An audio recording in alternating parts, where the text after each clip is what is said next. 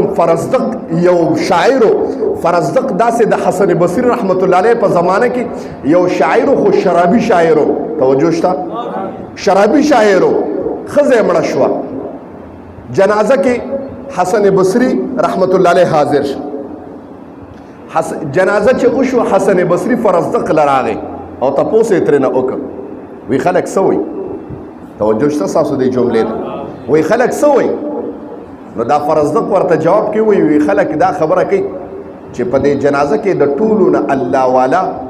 ولی الله یو انسان دی چې ته ترې نه مراد تا ته اشاره ده او په دې جنازه کې د ټولو نه بدبخت او بدبودار انسان هم دی چې مراد ته زه فرزدق یم فرزدق په جنازه کې دا خبره کوله د ښځې په جنازه کې ځان ته نسبت کول د فقر او د ګناه دا ډیر ولایت ته لوی ښه محترم مونږ ته خو ځان بزرګان ښکاري ګورې الله دې رحم وکړي ځان راته ډېر سخت تقوادار ښکاري او دا مخاطب راته سم زناکار ښکاري یاره جي دا ډېر بدبخته دی فرزدق ولاړو حسن بصري رحمت الله علیه فرمای فرزدق ولاړو سترګو نه اوښکې بهېدې وایي او بیا یې سر اوچت که حسن بصري رحمت الله علیه ته یې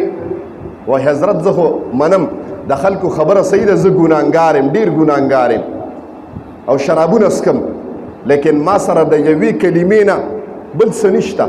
او کلمه یې وویله چې لا اله الا الله ټول وایي لا اله الا الله محمد رسول الله ټول وایي صلی الله علیه وسلم دا کلمې وویل چې د دې کلمې د توحید نه ما سره ما سوا بل نشته او په زړه کې مې یو آرزو ده چې د جناب محمد رسول الله یو ادنا غلام او امتی او نوکر یم بس دا مې زړه کې آرزو ده حسن بصري رحمت الله علیه وایي څه وخت پس د فرزدق په جنازه باندې ودرېدم فرزدق د دنیا نه لاړ هغه فرزدق شاعر چې خلکو په زناکار او شرابي باندې یادو وی قسم د خوب کې مې ولیده حسن بصري وی ما ترې نه تپوس وکړو تا چې وی او خلکو چې وی چې زناکار یم او ګناهګار یم او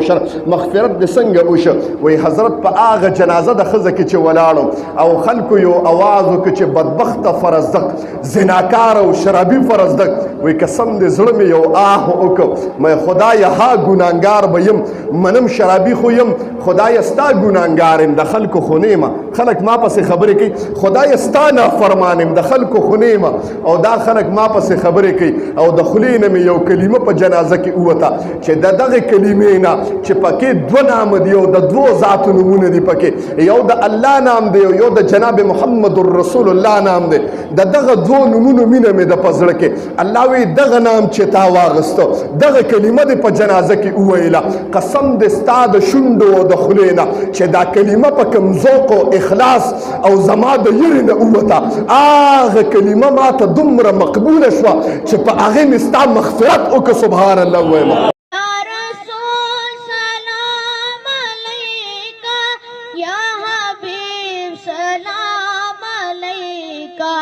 سلام